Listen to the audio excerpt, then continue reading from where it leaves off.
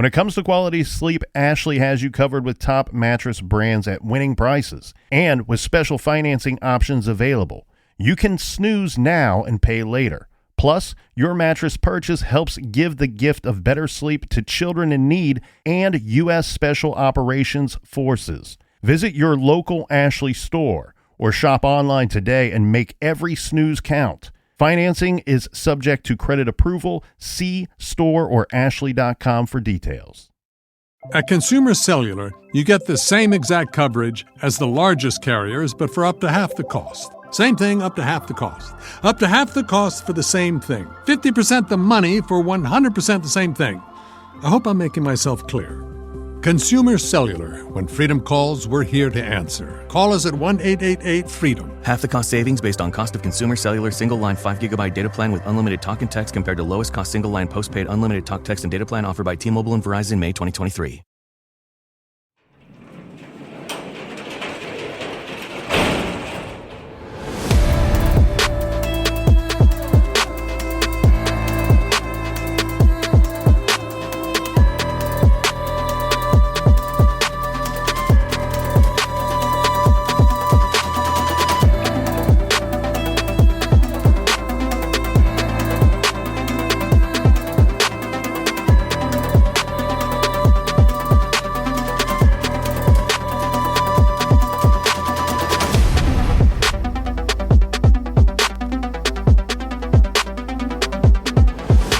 Welcome to True Crime Garage. Wherever you are, whatever you are doing, thanks for listening. I'm your host, Nick, and with me, as always, is a man who would like for his tombstone to read, Man's Best Friend. Here is the Captain. If he dies, he dies. It's good to be seen and good to see you. Thanks for listening. Thanks for telling a friend.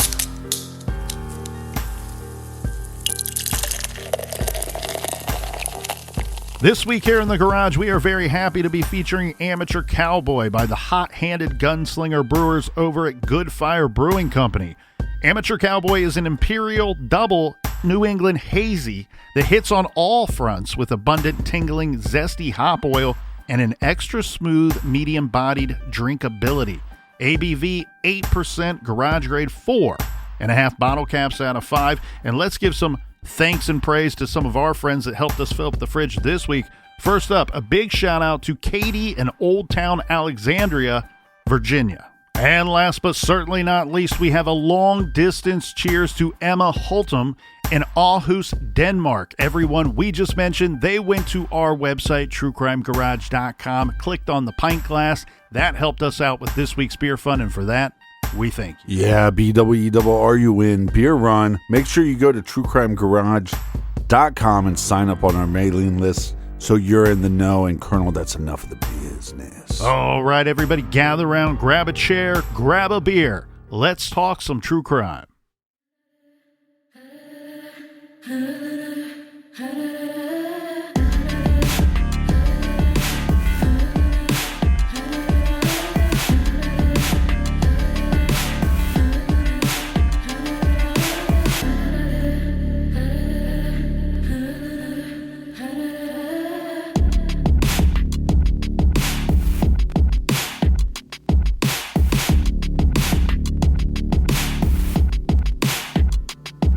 October 2009, Charlottesville, Virginia.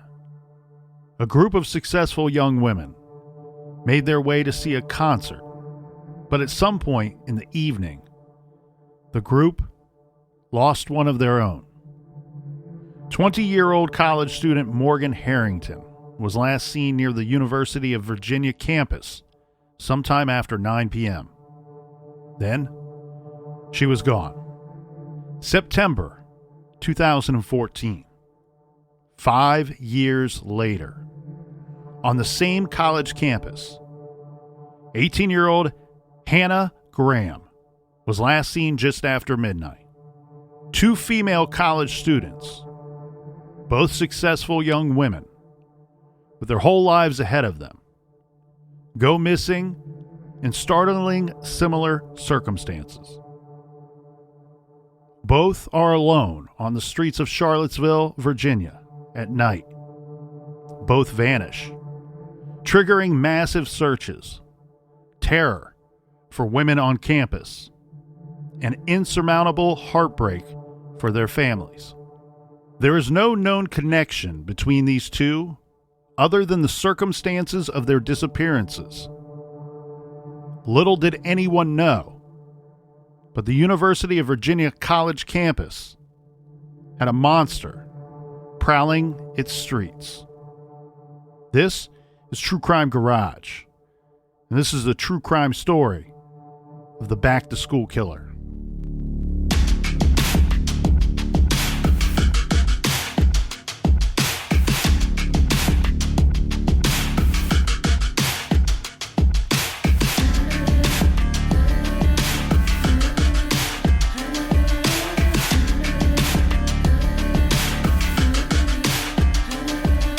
Let's go back to October of 2009.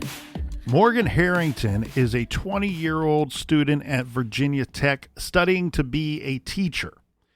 Even though Morgan was at college, she was still close with her parents, Dan and Jill, and her brother, Alex Harrington. Morgan was an avid music fan, and if I can say so myself, Morgan had great taste in music. This is going to take us to the late afternoon, early evening hours of Saturday, October 17th, 2009. I would imagine that Morgan was rather excited about this night because she, along with some friends, were going to go and see one of Morgan's favorite bands live in concert.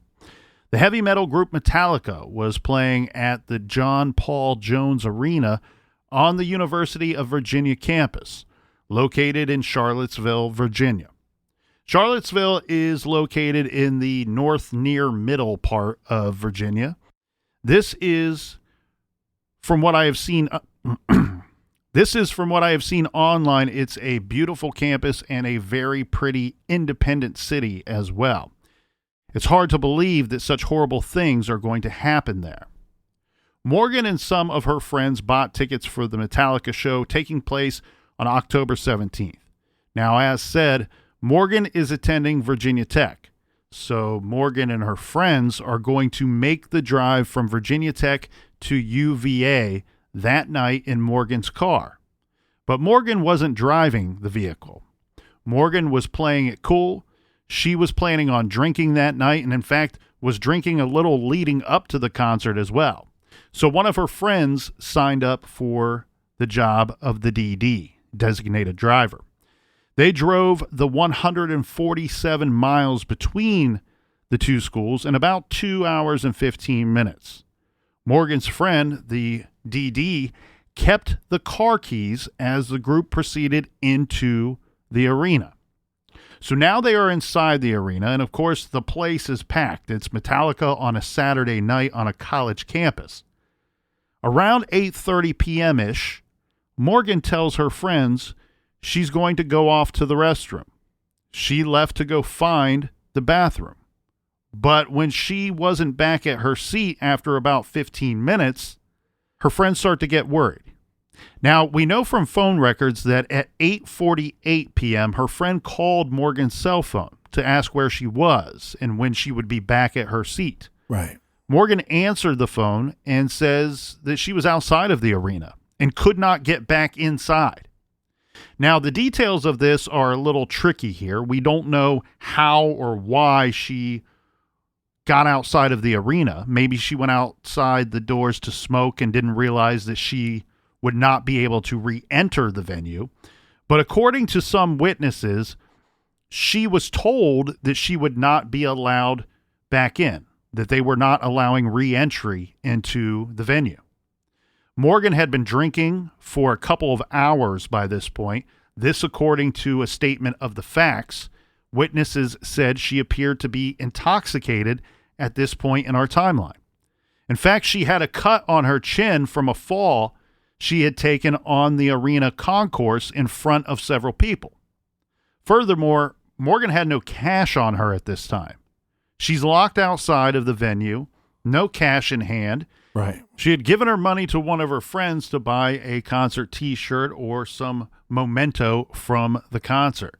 And her friends, remember, had her car keys. Since her friend had the car keys and her other friend had the money, I wondered if maybe her ticket stub was given to one of her friends as well. Could be. She could have still had the ticket stub, and as we've seen a lot of times in these venues, when you have thousands and thousands of people, right, you get let in. If you choose to leave, you're outdoors now. And again, according to some witnesses, that's what the statement was, that she was told by security that if you go outside, we can't let you back in. And like you said, she took a fall, so it's kind of hard to tell how intoxicated she actually was.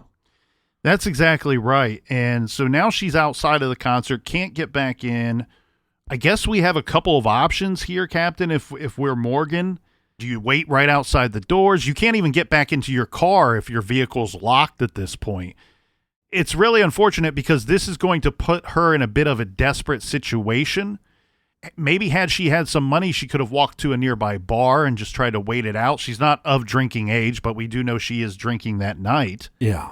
And as you pointed out with that fall and her level of being intoxicated and evidence of such with that fall, it doesn't seem to me that Morgan may not have been thinking straight by this point. Right, because one of the things, if she had her keys, is she could have just went out to her car and slept it off.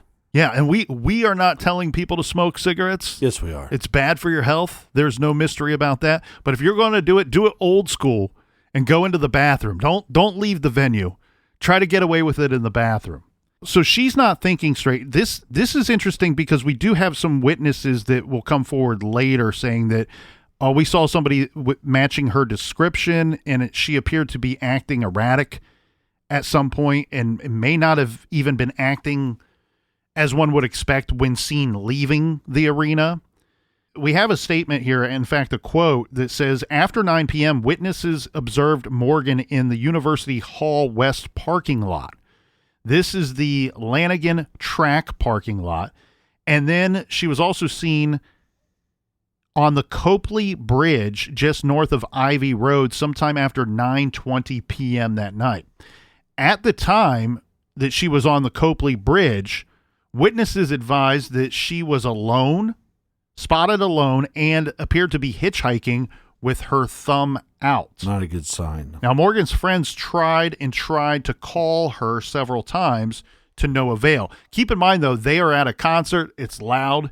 So we don't know how many times they attempted to call her, but their statements are, we tried to call her time and time again, and at some point, we can't get a hold of her.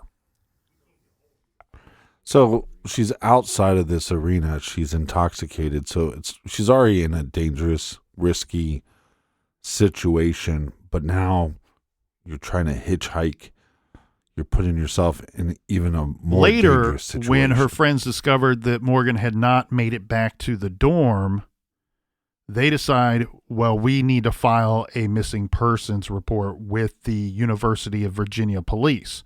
According to that missing persons report, when they last saw her, they stated that Morgan was wearing a black miniskirt, knee-high black boots, black leggings, a Swarovski brand chain necklace, I hope I said that correctly, and a black custom-made Pantera t-shirt that was designed for her by a friend.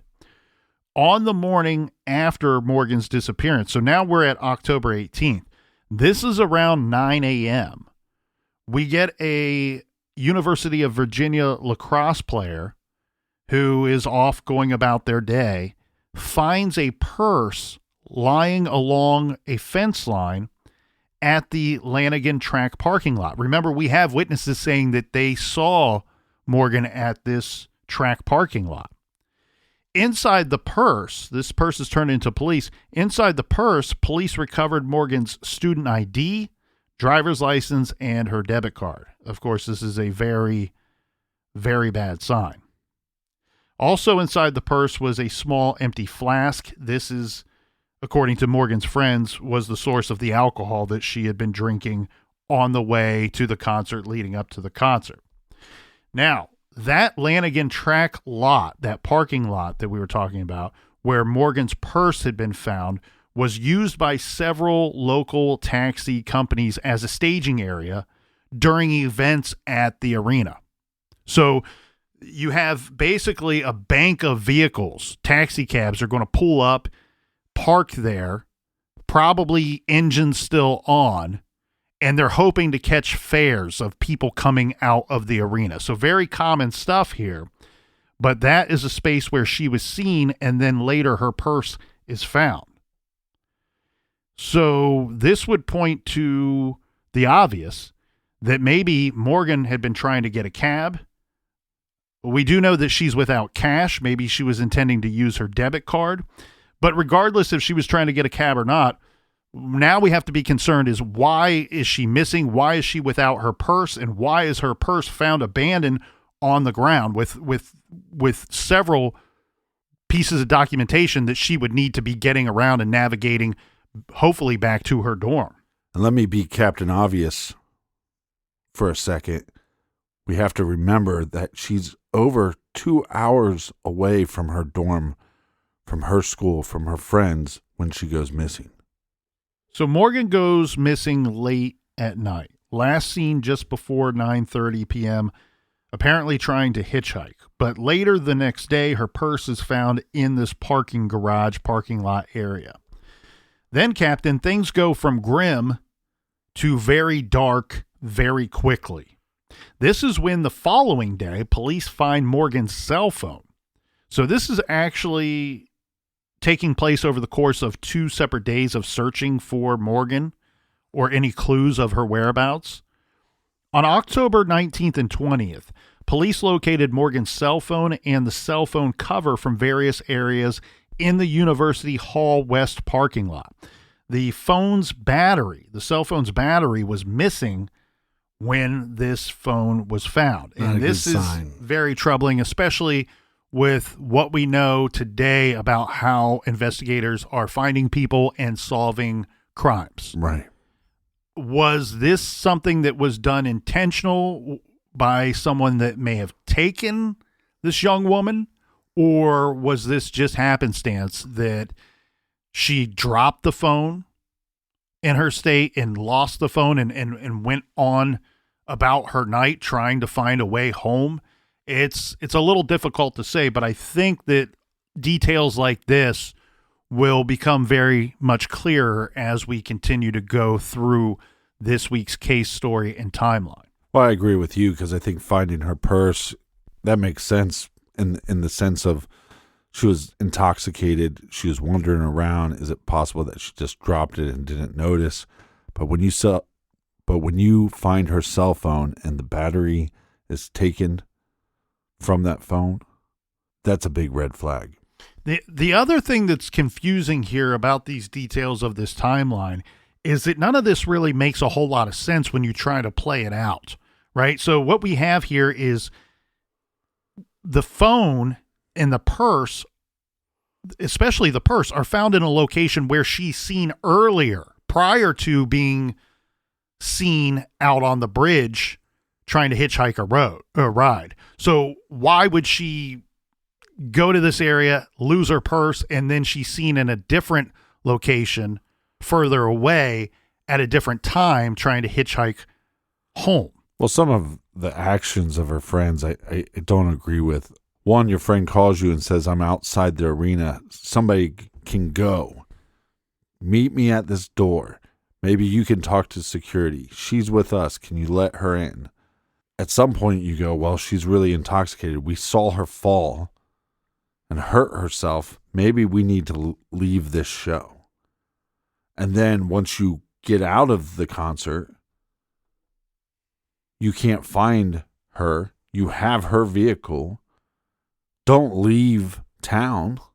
We don't know that none of that didn't happen, right? We don't know that they didn't offer that up and she said, no, I'll be fine. Enjoy the concert. I'll see you afterwards. Right. But what we do know is, yes, they returned back to their campus. And then when they find that she's not there, they're reporting her missing right away. This will lead, obviously, to so many unanswered questions with no sign of this young woman, of Morgan, despite what turns into massive searches of the entire area. Remember, the purse was found the following day, the cell phone the next day, and then the cell phone cover is found the following day after that. So we're searching for over 3 days. Now, at some point, a $150,000 reward is offered for information. This is including $50,000 chipped in by the band Metallica. Now, the band's lead singer and guitarist, James Hetfield, put out a video asking for anyone with information to please contact the police, saying something to the effect of, we've lost one of our own. Somebody that was there to have a good time that night has disappeared, and we need to find this young woman. Now, we're going to go all the way out to November 11th. This is when there's another devastating find. So this is roughly about 6 days shy of Morgan missing for a month now at this point. Police respond to a call of a parcel of private property on 15th Street Northwest, near the intersection of Grady Avenue. They're called out there because what was found was a Black Pantera t-shirt discovered lying spread out atop some bushes. Well, and like you said, wasn't it a custom-made shirt? It was. And on top of that, what we're going to get is some forensic science here to tell us that it was, in fact, Morgan's shirt.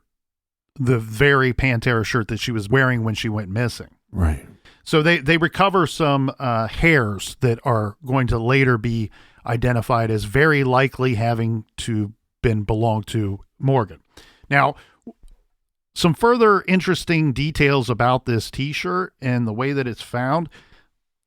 All the reports say that it appeared to have been put on display as if someone wanted it to be found.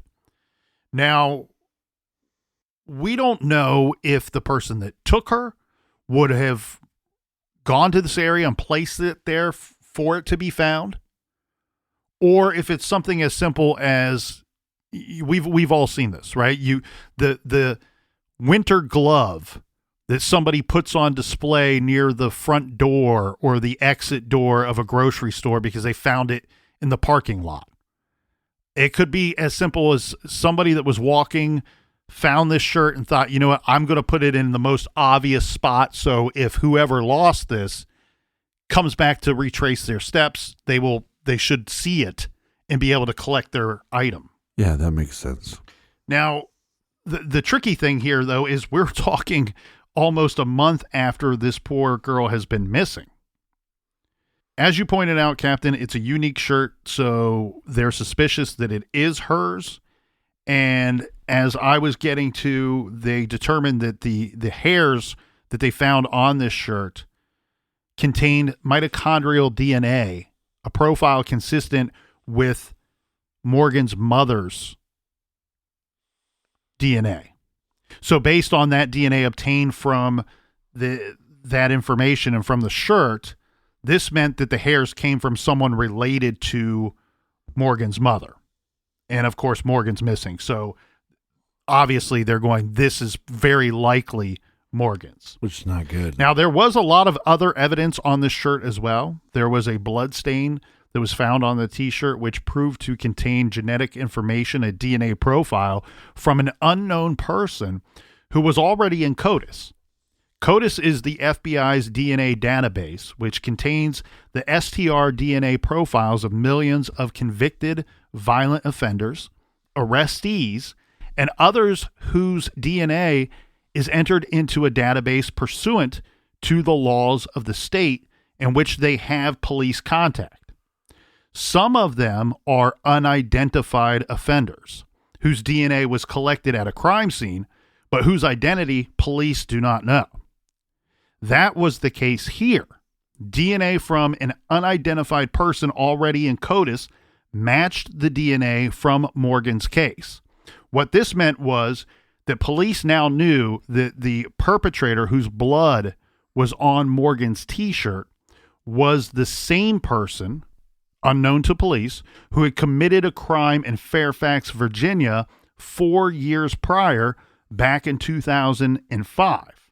So if that suspect's blood matches the blood in this case, and they have a composite sketch of that individual, that essentially means you have a composite sketch in both cases.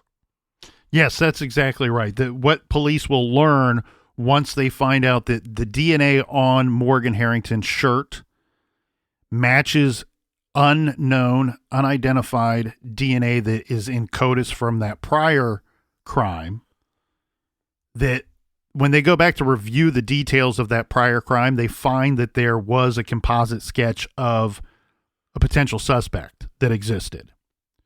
But when they investigated that crime, no suspect had been located. So you have this weird scenario of, yes, this is a great lead, but that composite sketch never led to a suspect in the previous crime 4 years prior. So it dries up rather quickly in the Morgan Harrington case.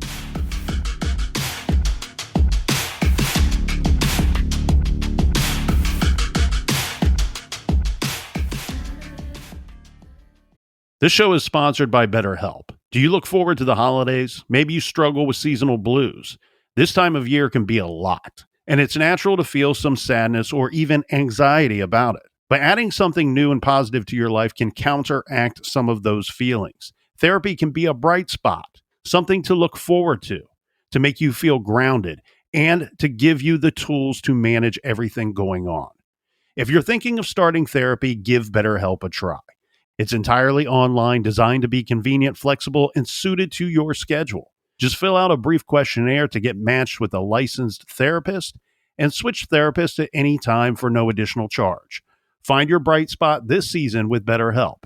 Visit BetterHelp.com/garage today to get 10% off your first month. That's BetterHelp, HELP.com/garage. At Consumer Cellular, you get the same exact coverage as the largest carriers, but for up to half the cost. Same thing, up to half the cost. Up to half the cost for the same thing. 50% the money for 100% the same thing. I hope I'm making myself clear. Consumer Cellular. When freedom calls, we're here to answer. Call us at 1-888-FREEDOM. Half the cost savings based on cost of consumer cellular single line 5 GB data plan with unlimited talk and text compared to lowest cost single line postpaid unlimited talk, text, and data plan offered by T-Mobile and Verizon May 2023. You can live out your MasterChef dreams when you find a professional on Angie to tackle your dream kitchen remodel. Connect with skilled professionals to get all your home projects done well. Inside to outside, repairs to renovations. Get started on the Angie app or visit Angie.com today. You can do this when you Angie that.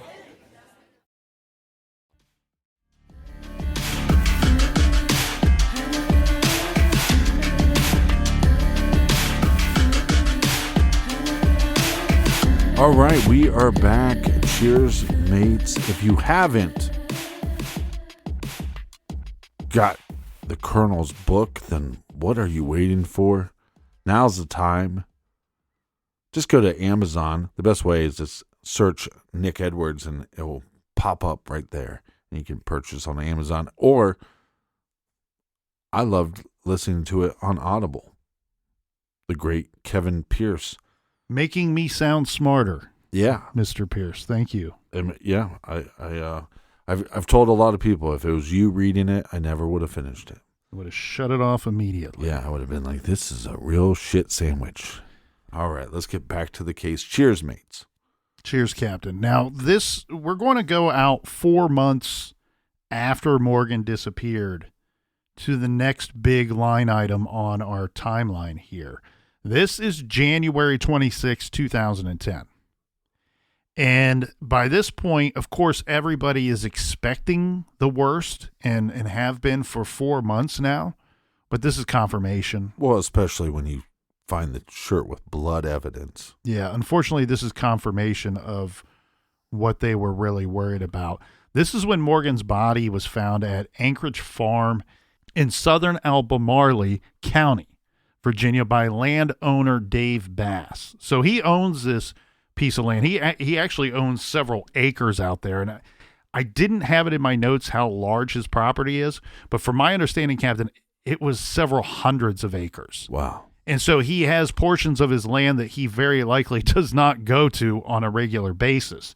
Now, he's out on his tractor, and he initially thought that he found a deer carcass, and then upon further examination realizes that there's a human skull there. So we've got to call this in.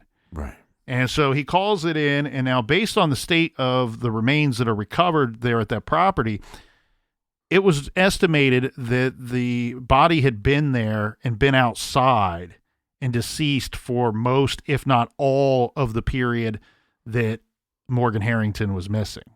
Now, some pieces of clothing and jewelry were recovered with the remains, but Morgan's boots, leggings, and necklace were never found. The remains were sent to the office of the chief medical examiner in Richmond, where Dr. Kevin Whaley performed an autopsy. She was positively ID'd using dental records. So now we do know that it is the missing Morgan Harrington. The cause of death was homicidal violence of an undetermined origin.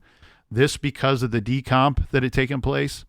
The manner of death, of course, was homicide, but it wasn't clear exactly what had killed Morgan. But they did know, based off of the scientific evidence, that she suffered violence near simultaneously with her death. She had a spiral fracture of her upper left arm and 2 rib fractures, which, according to the medical examiner, occurred at or near the time of her death. A review of the case by Dr. Donna Boyd, a forensic anthropologist at Radford University, confirmed Dr. Whaley's conclusions, but also located an incised fracture in Morgan's skull that had also occurred at or near the time of death. All of this is to say that Morgan suffered a violent end at the hands of someone else. We now are taking our missing persons case and making it officially a homicide investigation. All right, Colonel, it's time to jump in the DeLorean and jump 5 years ahead. Yeah, we're going to move forward 5 years later in our timeline. Unfortunately, this is because in September of 2014, well, everything that we pretty much just discussed, it's going to happen again. This time we have 18-year-old University of Virginia sophomore Hannah Elizabeth Graham. Mm-hmm. She's the only daughter of John and Sue Graham. She's a student athlete at University of Virginia. She's on the ski team, an honor student born in England but raised in Fairfax, Virginia. She's described as smart, outgoing, sociable, fun, and a very positive, outgoing person. On the night of September 12th, Hannah met up with some of her friends and fellow ski team members to pregame a little bit before they went out to party for the night. Yeah. Right? Study hard, work hard, party hard It when you happens. have the opportunity. So meeting up with friends and fellow ski team members, the group went out for the night. They began drinking around 7 p.m. At 9:33 p.m., they left their apartment and went to a place called Fig, a restaurant in downtown Charlottesville. This is across the street from the university. Again, this is not a large area, right? So we have to be specific here. That Charlottesville is a university town. It's not a big city at all. It's 43,000 people. It's the size of most suburbs. The air quotes downtown mall, as it is called, is the street area bordering the gates to the university. It's not an all-inclusive interior inside mall that's sprawling. This is more of an open walk from business to business kind of setting. Right.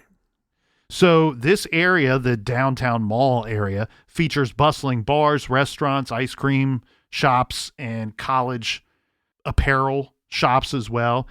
And this is considered to be a very safe environment, a very safe neighborhood. Hannah and her friends spent several hours at the Fig restaurant, leaving around 11 p.m. So then they go to a college party at an apartment in Charlottesville. once there, Hannah decides that she's not going to be staying very long. And she actually leaves with a friend to go to another party. However, they're going to continue to drink, and eventually Hannah becomes pretty intoxicated.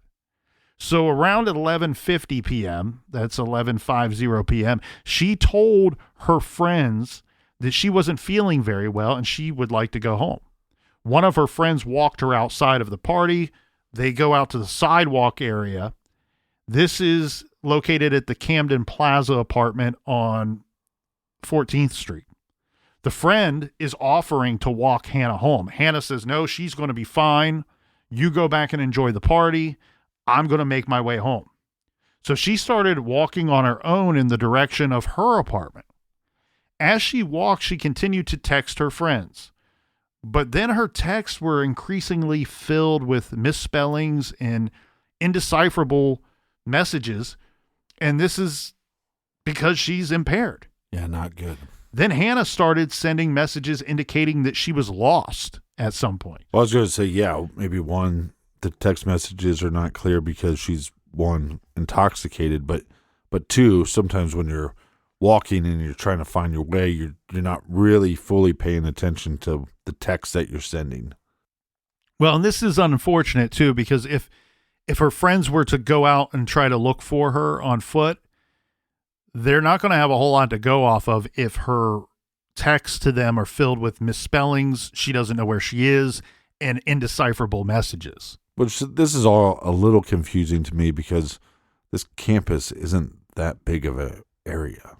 No, but it's understandable to me that this young woman got lost. And here's where I go with this. It's dark out. It's incredibly late. Right. We do know by all reports, and we'll have further information of this later, that Hannah is intoxicated. And the other thing that I wonder too, this is her sophomore year. This is the very beginning. We've just gone back to school. This is September of 2014. It's very likely that she may have moved and now is living in a new apartment or new dorm. Right. So she might have a hard time finding it even if she were not impaired, just with it being dark and living in a new place and coming from a location that she may not be familiar with. Regardless of that situation, though, Captain, what we have here is we do know that she does send several texts to her friends. Unfortunately, the last text that will be sent comes in at approximately 1 a.m. And the text is very short and just says, I got stuck down though. Remember, we're saying that the texts aren't completely making sense. Right. Guessing here, and others have speculated on this, and it seems correct that she's probably trying to say, I got stuck downtown. Right. And then it turns into down though. When Hannah didn't show up for her scheduled early event on Saturday morning, this is the 13th, her friends were alarmed and tried to reach her several times. So they're getting no luck. So what they do is they take it a step further and they contact Hannah's family, her parents, and say, look, this is a situation. She was walking home by herself late last night after we were all out partying. We had a scheduled event early the next morning. We're all here. She's not here. Right. We can't get a hold of her. But that is somewhat reasonable because she left the party because she was feeling sick. Correct. And we've all slept one off, right? At least the colonel has a couple of times. But I'm sleeping one off right now. Mom and dad and all the friends and classmates, schoolmates are in agreement that this is totally unlike Hannah to, one, not be responsive to the communications, but also, two, to fail to show up for a commitment. Now, once she hadn't turned up by Saturday afternoon, parents and friends banding together called the police. Charlottesville police became heavily involved right away. They were assisted by the state police. They were able to locate witnesses that saw Hannah and found surveillance footage that showed Hannah walking on the night of September 12th into the early morning hours of September 13th. Now, here's what they found. Around 12:45 a.m., Hannah was spotted walking past McGrady's Pub. This is at the intersection of Grady and Preston Avenues. There, they talked to a bouncer. A bouncer noticed Hannah walking by. She then turned around and walked by again, but going in the opposite direction. He made the observation that she was probably intoxicated. He asked her if she's okay. Do you need some help? To which the young lady, which we will later know as Hannah, replied that she was okay and did not need any help at all. So then she walks away, heading east on Preston Avenue. Right. Hannah turned up shortly thereafter again on surveillance footage, this from the Preston Avenue Shell station at 12:55 a.m. She had walked east down Preston from McGrady's. The Shell station footage showed Hannah walking east on Preston and then making her way toward the downtown mall. She was then seen on surveillance footage from Reed's Supermarket and the Crossings apartment complex. And again, she's continuing east on Preston at this time. Now we're going to go to 1:01 a.m. when she is seen on surveillance footage from Fellini's restaurant. She's walking east on the south side of Market Street. She turned right and walked south down 2nd Street, northwest, again toward the mall. So you can tell by some of these movements, even if you're not familiar with these streets and you're trying to picture this in your mind, what you envision here is a young lady that's walking the streets, but constantly kind of turning around and going in a very roundabout way, indicating that she's either quite intoxicated and doesn't know where she is, or she's lost and doesn't know where she is, or what is very likely a combination of both at different points in this timeline. Yeah, not a safe place to be. Now, police do find witnesses who said that they saw someone matching Hannah's description. She's at a bar, according to the statement, with a man, and then witnesses also seeing her on the street in the company of this same man. Now, after that, she's not seen again. Well, I'm guessing from those eyewitnesses is how we get the composite sketch. This is crazy, Captain, because I can remember. You're crazy, man. Being out somewhere and watching TV, a restaurant or something, and they're showing on the TV the actual, they pieced together and taped together these different pieces of surveillance footage. Right. And they were showing them to the public. They're like, okay, here's she's seen walking by herself. Oh, and then here at some point she's seen walking with a man, and we're being told by witnesses that she was spotted in the company of this man, not only on the street, but in a bar. What they're telling the public with this surveillance footage that they spliced together, that, hey, we're looking for two things here, John Q. Public. We need help finding this young lady. She's not been seen, number one. And number two, we need some help identifying who this man is, because he should know where she is, or should be able to offer us some kind of information as to what they were talking about that night, or where she may have gone, where he last saw her. Right. So the public is being asked to help with several different items in this investigation, and kudos to the police for crowdsourcing this, because I think it really moved and furthered their investigation rather quickly, rather than to hold on to this information. And due to that effort, they were actually able to identify the male that was with her. Yeah, they're going to get some help from the public here, Captain, and we're going to identify this individual as James Leroy Matthew Jr. He is a 32-year-old taxi driver, or one-time taxi driver. He is 6'2" tall, 270 pounds. So he's a big boy. I think part of the quickness to identify this individual is his size and stature. Now, we have some timeline info for this guy for the night in question. So September 12th to the 13th, 2014, here's what we had. Earlier in the evening on the 12th, Jesse Matthew coached a football game at the Covenant School. Then afterwards, he goes out bar hopping. And during his bar hopping adventures, he begins a pattern of physically invasive and inappropriate behavior toward women that he encounters that night.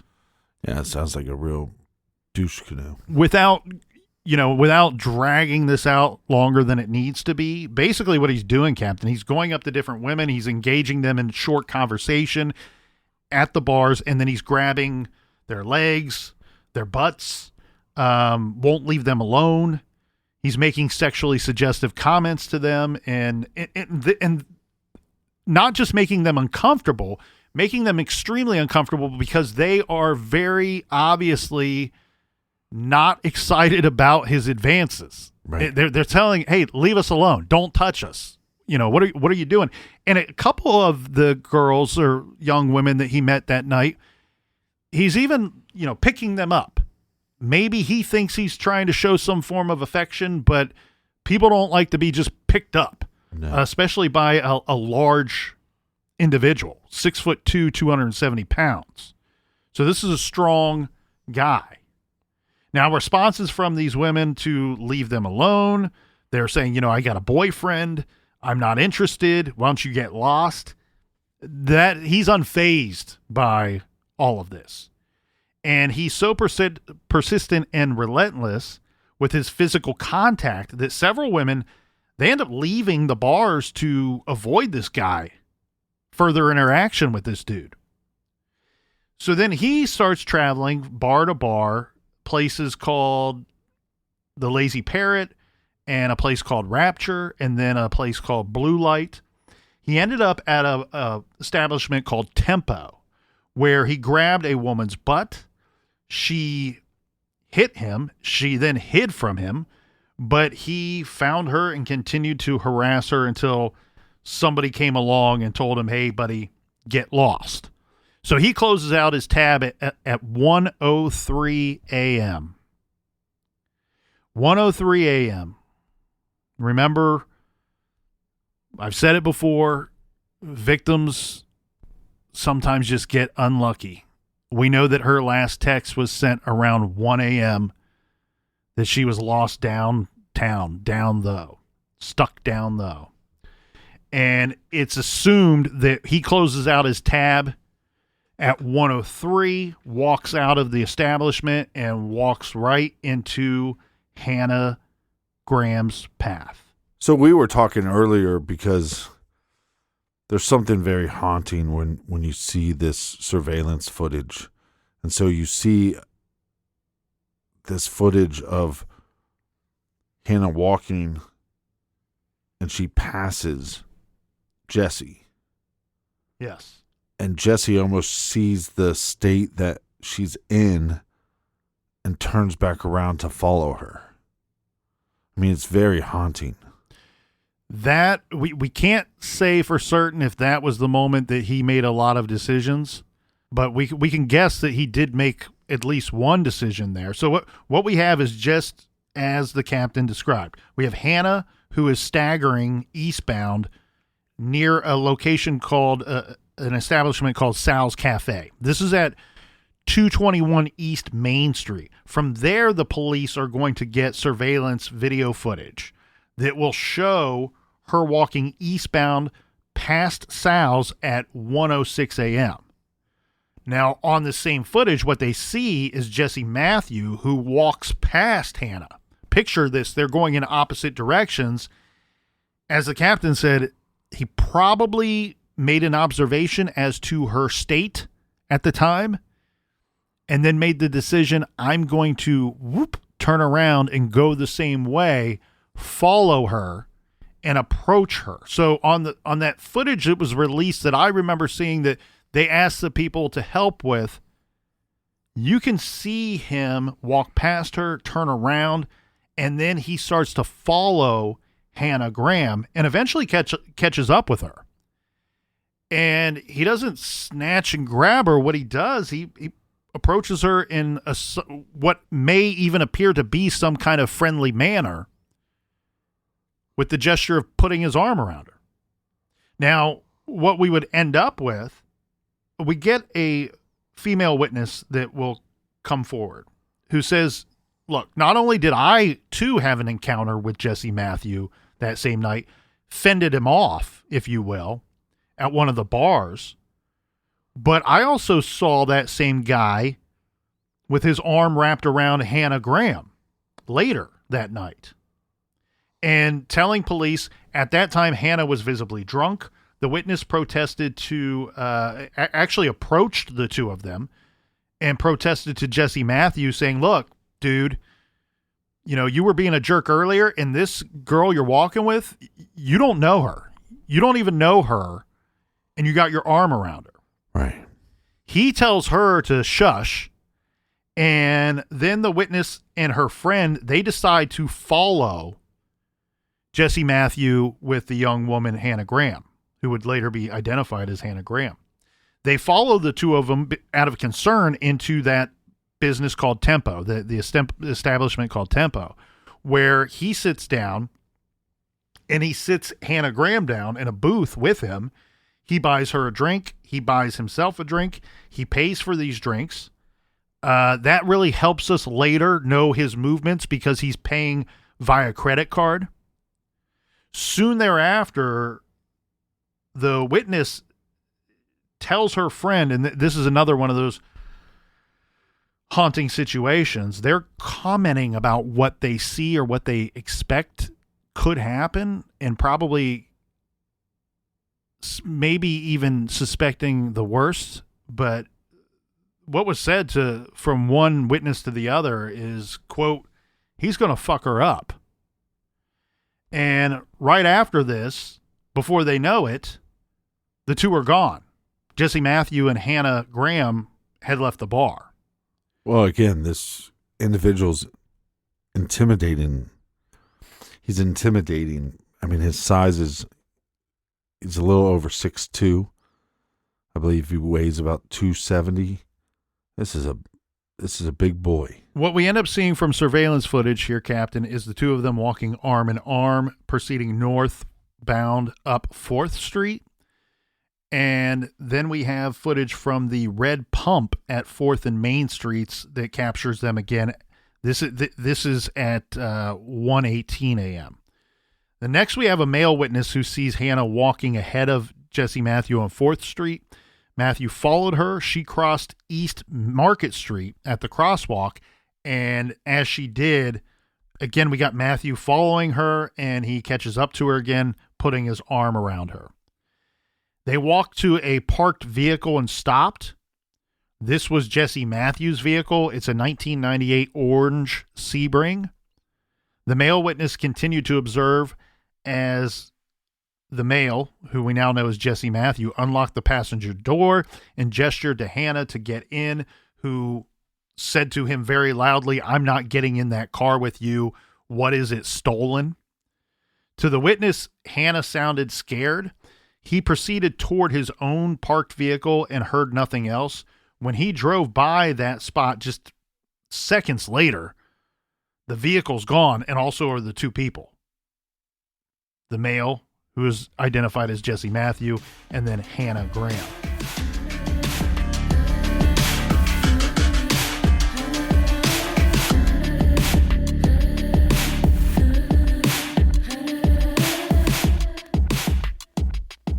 Join us back here in the garage, same bat time, same bat channel. And until then, be good, be kind, and don't litter.